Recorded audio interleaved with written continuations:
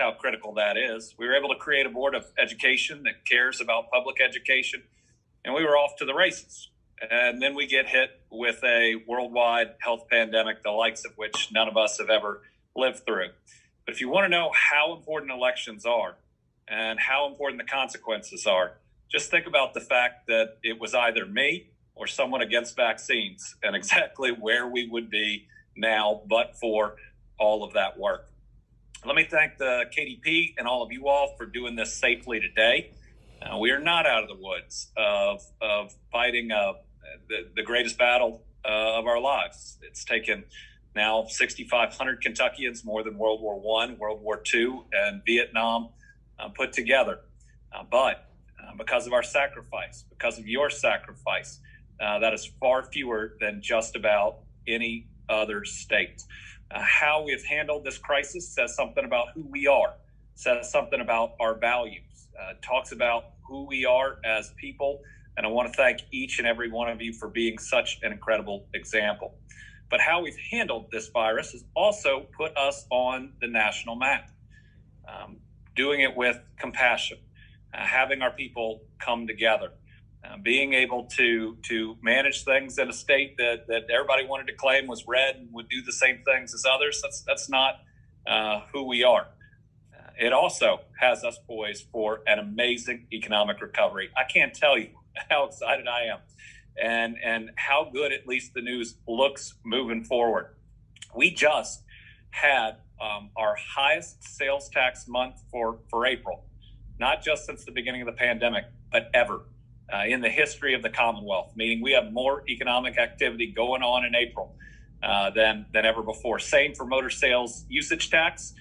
We are just got upgraded by Fitch's for strong economic recovery. And I can tell you the interest from out of state is bigger than I've ever seen before, with over 6 projects right now that would invest more than $1 billion into Kentucky in one swoop. Think about this. While it was in the 80s, Toyota was about $800 million. So we are primed to do incredible things. We're also primed to do that, I think, as a party.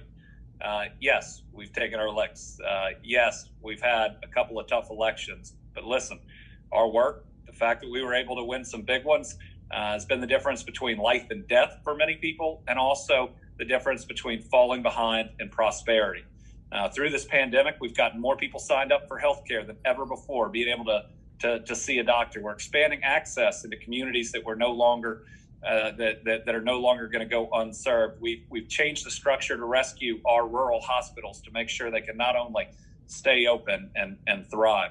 We're working to create not just jobs, good jobs for our families, right? Jobs that you can raise a family on.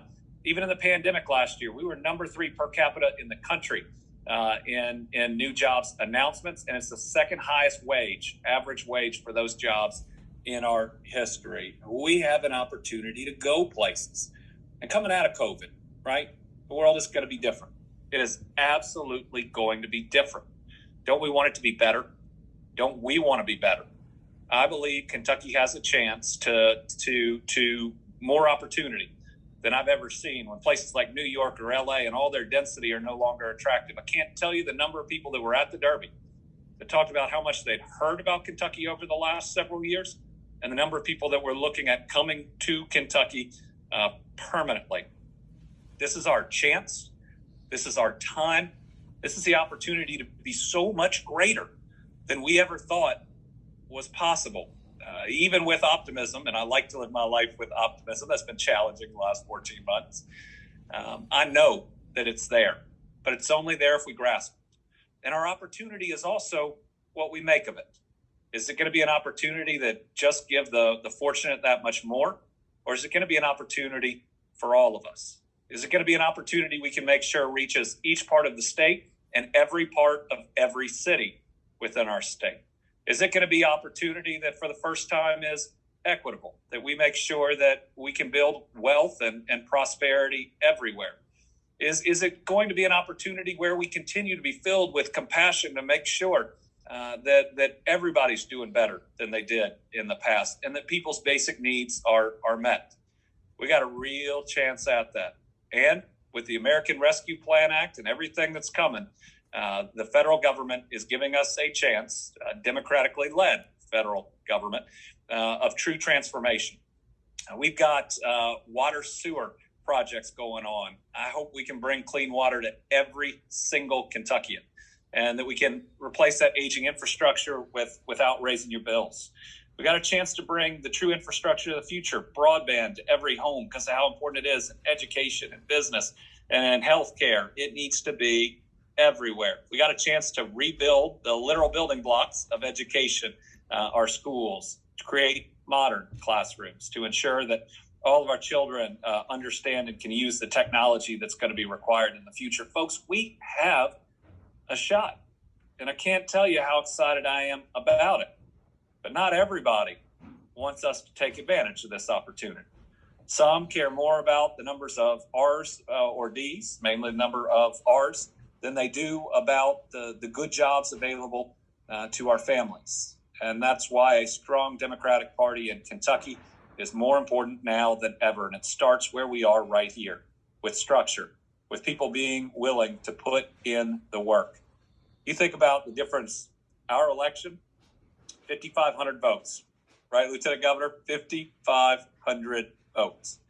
And that's the difference between where we are in this pandemic and where we're going in this economy, and being somewhere very, very different. How did we get those 5,500 votes? So many people on this call knocked so many doors. You put in the work. We organized at every level, in every county, in every place, and we fought for every single vote. And that's a big part of what our party has to be about. So we're excited that you're here excited today to put in the work, because we're seeing, again, even in some places that we may have thought were red for a long time, true opportunity to do good things. And let's remember, doing good things isn't just at the governor's level. It is at every single city, county, state, any opportunity that's out there. So I can't tell you how thrilled I am to have a huge group of leaders. Now, as we move forward, let's remember, we're not always going to agree on everything, and we shouldn't.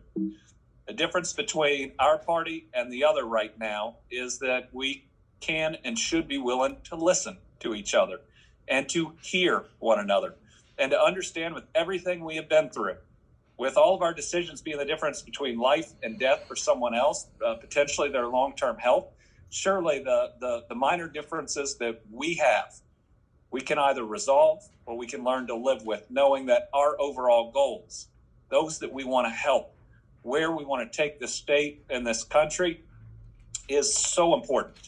And getting Democrats elected to help us get there is so important.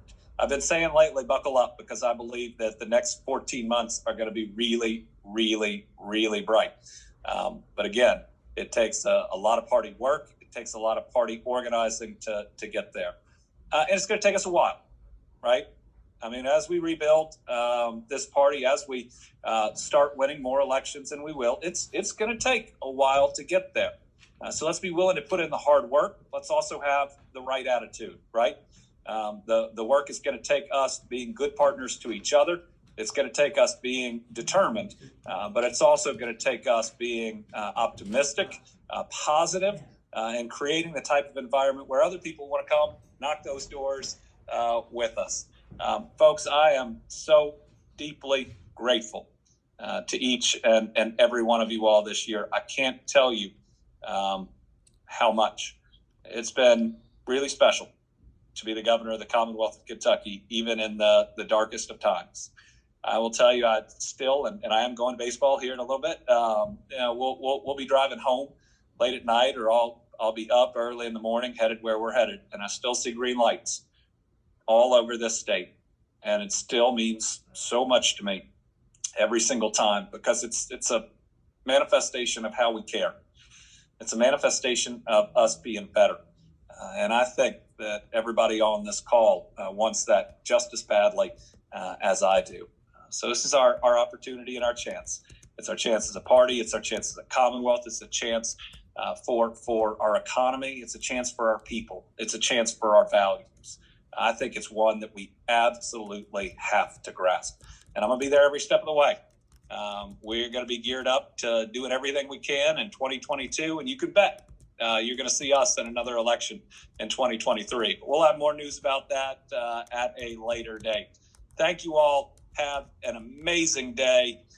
Again, your contributions are critical. Let's go grasp and build that world that we truly want for my kids and for yours. Governor, thank you so much. Lieutenant Governor Coleman, thank you so much. Folks, this is what it's about.